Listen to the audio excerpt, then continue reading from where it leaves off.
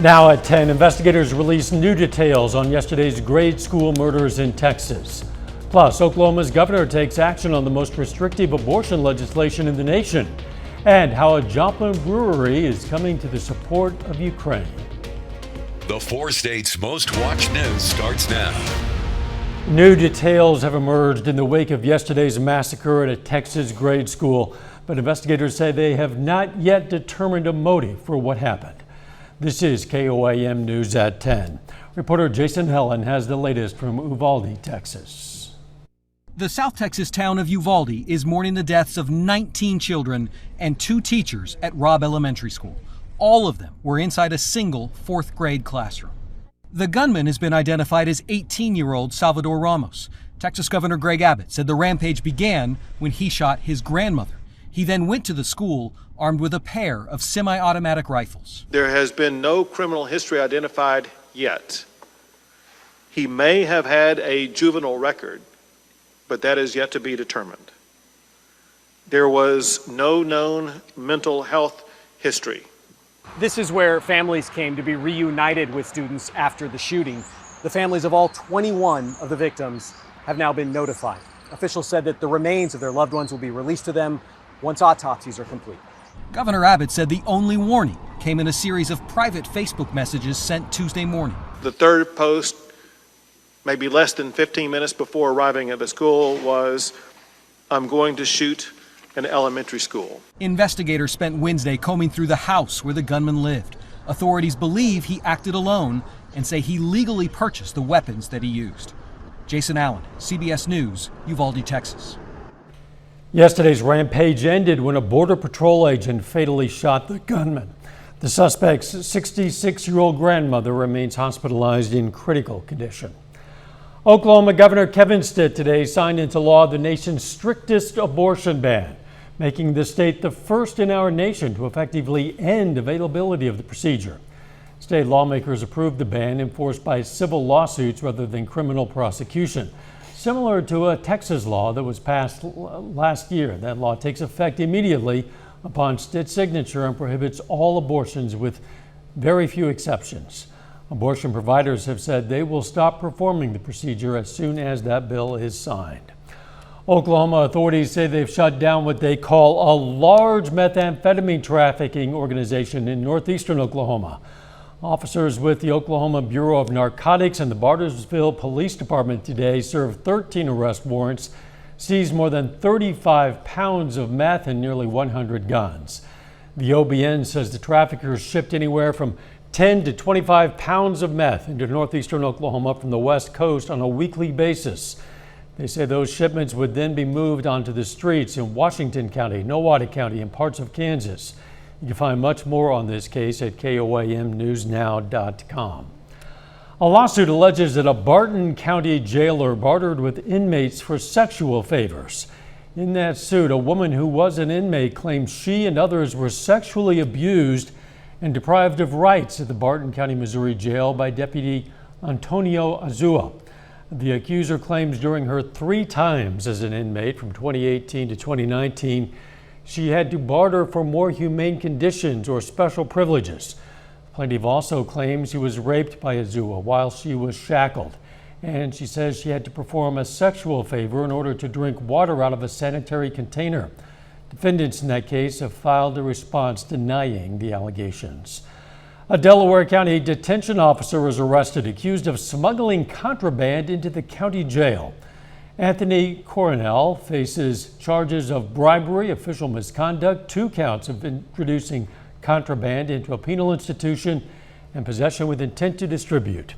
Court documents show an investigation was launched after the jail administrator learned about the contraband being smuggled. A former reality TV star is sentenced for child pornography in Arkansas. A judge sentences Josh Duggar to 12 years in prison after he was convicted for receiving and possessing child pornography. He was arrested in 2021 after a Little Rock police detective found child porn files were being shared by a computer traced to Duggar. The U.S. District Judge denied Duggar a new trial. Let's check in with Doug Hetty for our first look at the weather. Well, it turned out to be another chilly day for us today. Bands of showers and thunderstorms during the morning hours, and then a little bit of sunshine during the afternoon did help us up to 68, but our average high is 80 for this time of the year. We had these bands of storm roll through, a little bit of sunshine. Really has looked pretty good through the afternoon into the evening hours, but you can see the band of showers and thunderstorms back to our west, and these are going to kind of slowly rotate in. It's going to take its time, but late tonight, we'll start to see the rain increasing again across the region. Isolated shower over the next couple hours. Showers pick up after 3 or 4 o'clock in the morning. A few embedded thunderstorms. Good news here is nothing too strong, nothing severe. We don't have to worry about that. Of course, we'll look into the holiday here in just a bit. See you then. Recurring flooding problems in the Miami, Oklahoma area have led to tension and legal battles involving the city, property owners, and the Grand River Dam authorities. Happened for years. Well, now the city has scheduled a town hall meeting to address some of the issues, including the GRDA's operation of the Pensacola Dam. That meeting is going to be on June 10th from 7 to 9 p.m. at the Coleman Theater in Miami. Among those attending will be city and community leaders, legal counsel, and experts. The city says the meeting will include updates on some legal disputes and opportunities for public comments and questions. Project that started in May of 2020 to detect COVID-19 early in Missouri may also be able to tell us when other diseases are present. The Sewer Shed Surveillance Project has been sampling wastewater throughout the Show Me State to understand what COVID really looks like in the area and what variants are present. With the rise of at-home COVID-19 tests, health departments may be underestimating COVID and other virus cases in their area, and this data could bridge those gaps. When I start to see it in the watershed, sewer shed, then I can anticipate that, okay, we're probably going to have a surge because it seems to be coming. And sure enough, usually when I start to see it, then I can anticipate that surge. And then later on, when we see that it's declining, we can also anticipate that our numbers will decline.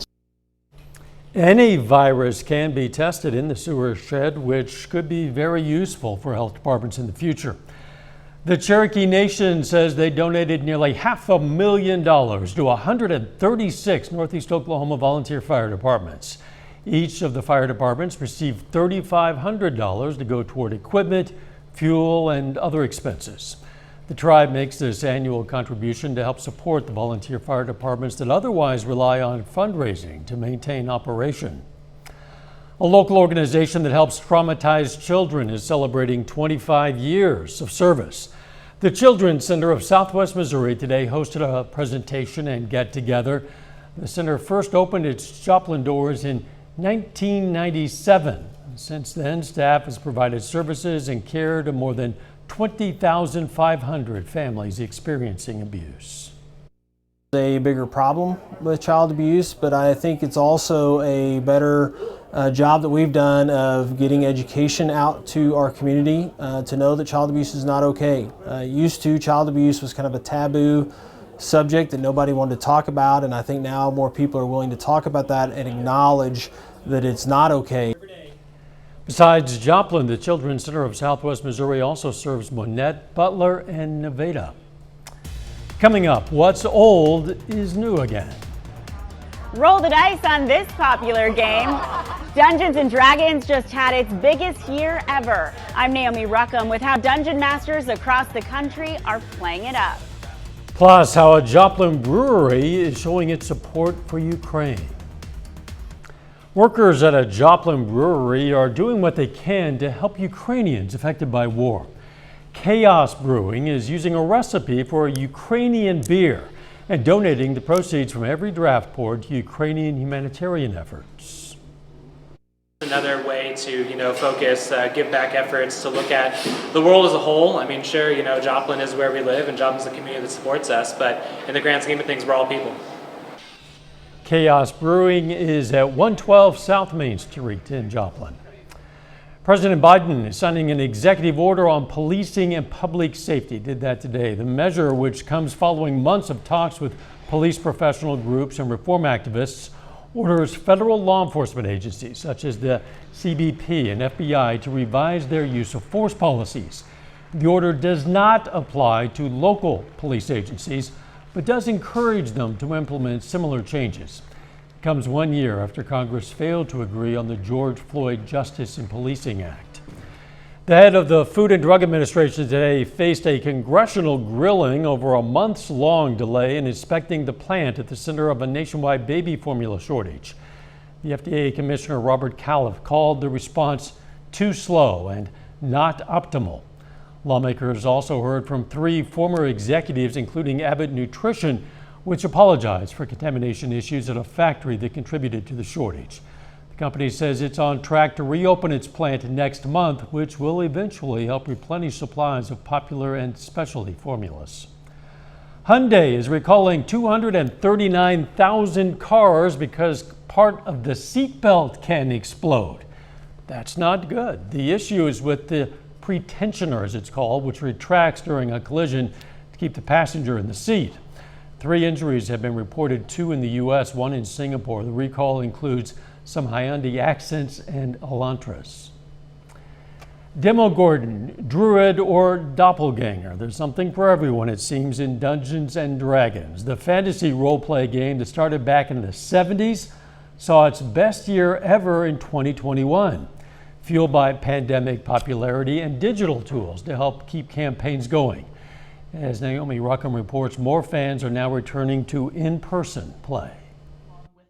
Everywhere it touches, it starts to eat into the bones. Dungeon Master Sadie Kamori Stager runs her campaign straight out of her imagination. I get to create my own world. I get to make the story, make all these fun characters. With her mom's help, the California teen started a Dungeons and Dragons club back in the 6th grade, and it took off. 45 kids showed up.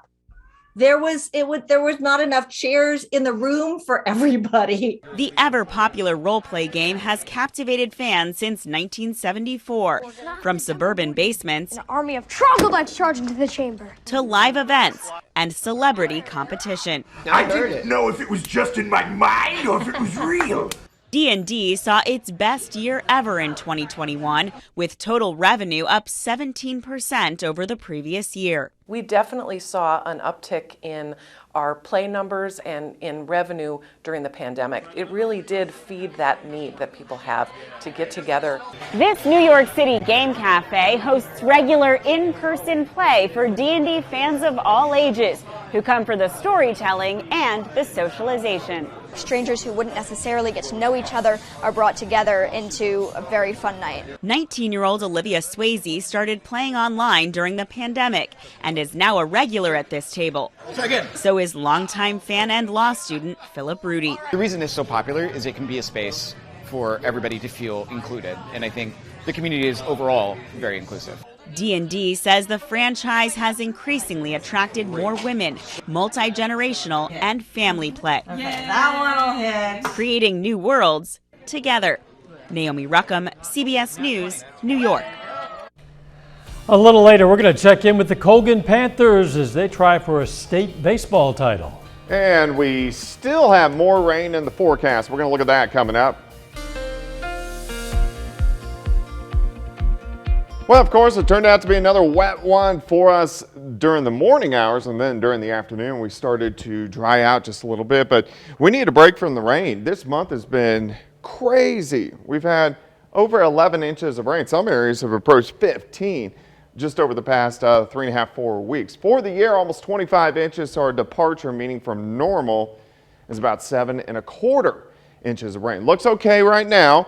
This is Indigo Sky Casino and Resort. Of course, Indigo is just outside of Seneca, Missouri. And temperatures right now, it's chilly. We're sitting mid to upper 50s to near 60 degrees. It's going to be kind of cool tonight. We're going to drop back into lower 50s for overnight lows. And of course, more rain is going to start to roll back in. 58 now, south at 10, humidity 81%. We had some pretty good moderate thunderstorms that lifted through during the morning hours. These were out of here, and then most of the afternoon we were pretty good and got a little bit of sunshine late in the day. But look at the rain. It's circling around us, east of Springfield to our north, out to our west, rotating into our south. So as of right now, we are looking okay. However, rain will start to roll back in late tonight into the daytime hours tomorrow. So here's the backside of this system. it's going to kind of pivot its way in mainly after about 3 or 4 a.m. as the main circulation is just to the south of Emporia. And as it pushes by, we'll get on that back side, so some more showers. And then once it gets a little bit farther, then we get to dry out for just a little bit. All right, let's go through time. Here come the showers once again late tonight into tomorrow morning. We may have a few embedded little thunderstorms. Nothing strong, nothing severe. We don't have to worry about that. Through the morning hours, heaviest rain or more persistent, at least on the Missouri side. And then as we go into the afternoon, it's just kind of these hit and miss little showers and thunderstorms that could drop some heavy amounts of rain, a little bit of thunder, a little bit of lightning as well. 51 to start, 57 by noon, high 62, northerly winds at about 5 to 10 to 15 miles per hour. All right, tomorrow night, finally the rain rolls out of here. We clear out. Kind of chilly, upper 40s for overnight lows, but Friday looks great. We're heading into the holiday weekend, mostly sunny skies, high temperatures, right around 75 degrees. Additional rainfall from this point on because we got a lot of standing water. Not a whole bunch, quarter, maybe upwards to a half an inch in spots in southwestern Missouri. 62 tomorrow, 75 Friday, holiday weekend, 80s return. It's going to feel like summer. Slight chance we may get a few storms in here on Saturday. Better chances by about the middle of next week. We'll see some better chances which are going to rotate into the region. And then we'll start to see if, well, it's not really what I wanted, but you know how computer systems are. There we go. Severe weather breakdown. You can see at least low chances for severe weather start to return next Wednesday, Thursday, Friday, and Saturday. Those crazy newfangled computer things. I know. It's crazy. Here, Doug. Thanks. Take a look at our tower camera. It's sponsored by the R.E. Smith Construction Company as work continues on the KOAM More Power Project. You know, you can check out this shot anytime on our website. That's KOAMnewsnow.com/power. Still ahead, the Colgan Panthers overcome a slow start to the season to earn a trip to the 2A state tournament. We'll hear from the team. And Player of the Year honors for a Southwest Missouri baseball standout. Jacob Leonard has that and more up next. The Colgan Panthers hit the road to Great Bend today for the 2A state baseball tournament. Now, Colgan is the 8th seed in the bracket and will face the top-seeded Crest Lancers in the first round tomorrow morning. Now, Crest is undefeated, sitting at 23-0 heading into state. The Panthers, meanwhile, are 10-12. Now, Colgan got off to a bit of a slow start, going winless in their first 6 games this season. But they've played some tough teams in a tough league. Now they've won 6 of their last 8, so they feel pretty good about where they are heading to Great Bend. We're very young. You know, we start 5, 6 sophomores and a freshman sometimes, so we knew we were going to have to, you know, deal with a lot of adversity because we were so young. Our league is very good, but veteran teams, our non-conference are veteran teams, and you know, it takes you a while when you're young to learn how to play against those, that you know, the older, more experienced kids. We're going to play a very good Colony Crest team, but you know, we face some good teams, and we just have to do what we can do. We're be confident in the skills that we've worked on and the mental approach that we've been dealing with and working on. So I just think overall, you know, we're rising to the occasion at the right time. Nevada High School senior Case Sanderson has been named the Big 8 West Player of the Year. Now, Sanderson was a first-team all-conference selection at both pitcher and in the outfield. Now, on the mound, Sanderson was a machine, man. He finished the year 5-2 with a 1.02 ERA and 41 innings pitched. He struck out 72 batters in those 41 innings. At the plate, just as dominant. Sanderson hit for a .516 average with 14 doubles and 4 triples. He also drew 23 walks on the year. You can check out the full Big 8 West All-Conference selections in this story on the sports page at KOAMnewsnow.com. The Crowder College softball team is playing in the national tournament in Yuma, Arizona this week. The Rough Riders dropped their first game last night, 6-0 to McLennan. So Crowder faces elimination tonight against Snead State. Unfortunately, they face some more great pitching and fall in a good one, 1-0. Crowder ends the season with a 53-10 overall record.